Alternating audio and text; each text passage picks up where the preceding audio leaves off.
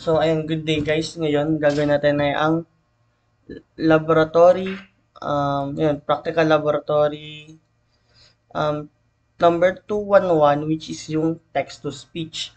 So, una mong gagawin dyan, magbo-burn ka ng OS mo, kailangan mo ng Raspberry Pi Imager.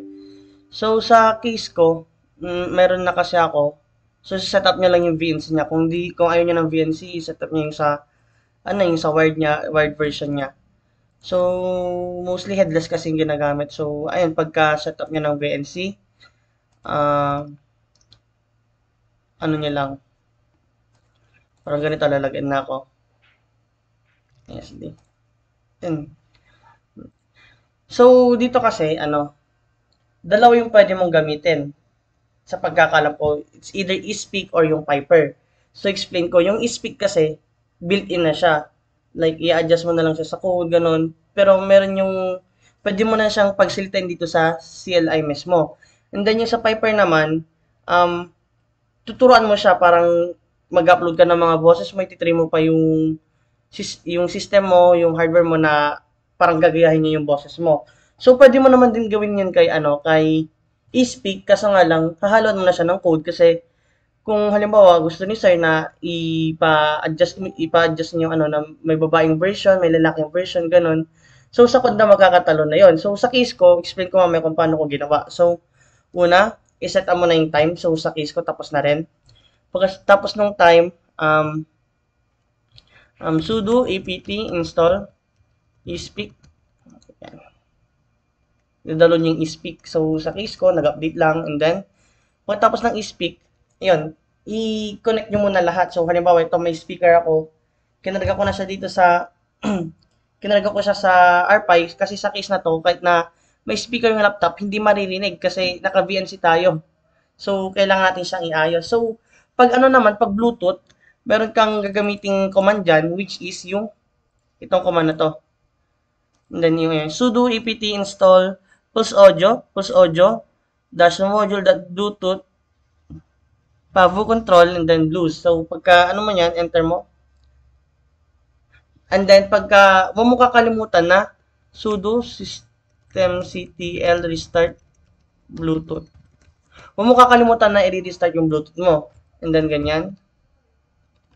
Ipapakita ko lang kung paano yung sa bluetooth, kung may bluetooth speaker yung gamit yung hindi wired. Kasi pag wired, plug and play na lang yon. System bluetooth, status. Tingnan natin status niya. So, ayun. Benga. Pagkatapos nyo makita, Control C, and then, na lang kayo, add device dito. Antayin nyo mahanap nyo yung dito nyo. So, sa case ko, wala kasi naka-wired ako. Pero ganun yung gagawin nyo pag naka-bluetooth And then, clear lang natin. Pagkatapos natin na ma-clear yun, punta na tayo dito sa sa ating programming. Mamimili na lang kayo sa dalawang yan, pero sa akin, mas bet ko tong Tony na to. Ito, meron na pa parang nakakarga. Ayan. And then, so ipakita ko.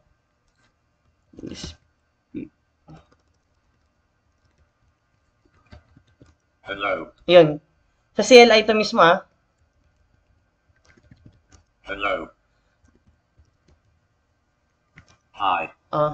Efficient din naman siya. Kaso nga lang, mas maganda siguro kung gagawa natin siya ng app kasi dun sa Piper, parang may interface siya ang pagkakaalam ko. Pero yung pinaka mas madali talaga is yung sa eSpeak, which is yung ituturo ko sa inyo ngayon. Huwag na kayong mag-aksaya dun sa pagtitrain-train ng mga system na yan. So, pagkataano ng eSpeak, ikokopya ko lang yung code ko. This is kinode ko dito sa VS Code. Copy lang.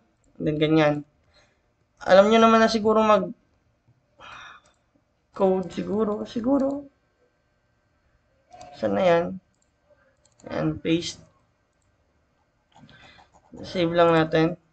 Then, i-run natin. So, ito yung sa ginamit kong code. So, ito yung GUI niya, GUI niya. Ito yung GUI niya. And then, halimbawa, may mga dinagdag pa akong features sa hello. Hello. Sa case minsan ni eSpeak, di ba, pagkaunang prompt nyo, Hello. medyo blurry. minsan medyo blurry. Pero pag ano, Hello.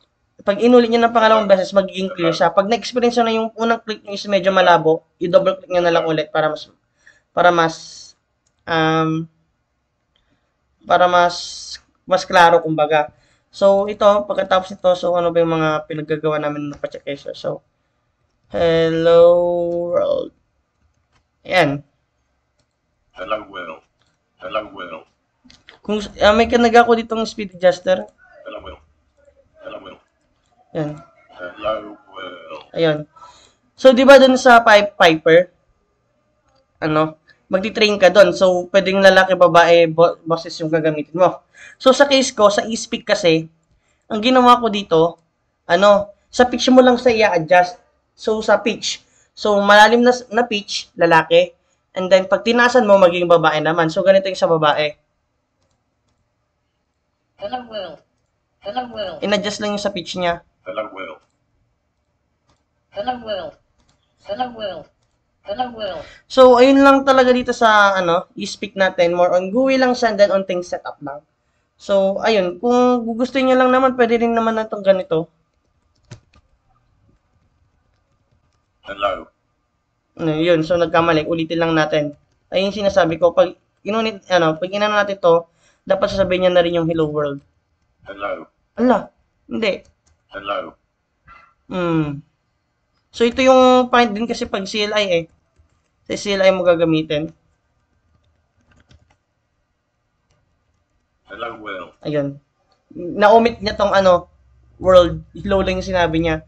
Kaya mas maganda sigurong, kung hindi man ganito, ganyan, dito nyo gawin. Gumawa na lang kayo ng Python code. Mag-research na lang kayo, pero sa case, mas maganda na lang na, magpo-provide na lang ako ng basic Python dun sa description. So, yun, may dadagdag lang tayo. So, di ba, ganyan na. Pag i-connect mo kasi yung speaker mo minsan, naka-high volume na, mahina pa rin. So, ang gagawin mo lang doon, i-adjust mo lang siya using ALSA Mixer. Hindi ko lang kung alam niya, pero I think worth mentioning to. So, ALSA Mixer. Dito pwede mong i-adjust yung sa volume mo. Pero yun, I suggest taasan nyo na lang. Yan. Then, pag gusto nyong i-save yan, escape lang, escape button, escape key. Magsisave na rin yan. So, ayan, ganyan lang. I-speak. Hello world. Hello, Will. So, parang walang nagbago. So, try natin babaan. So, itong ALSA Mixer, ayun lang, yung sa, bababaan mo lang yung ano niya, boses niya. So, dapat pagkababa ko dito, mahina yung boses niya. Hindi ko ina-adjust yung speaker. So, escape. Di ba? Mahina. Hindi niyo narinig. Isa pa. Hello world. So, naman, sa ALSA Mixer ulit tayo. Taasan natin naman. Okay. Hello, Will. Di ba? So, ayun lang. Naka-max na ta. Kung gusto niyo lang i-adjust yung volume, ALSA Mixer lang. So, ayun lang lahat para sa laboratory na to. Thank you.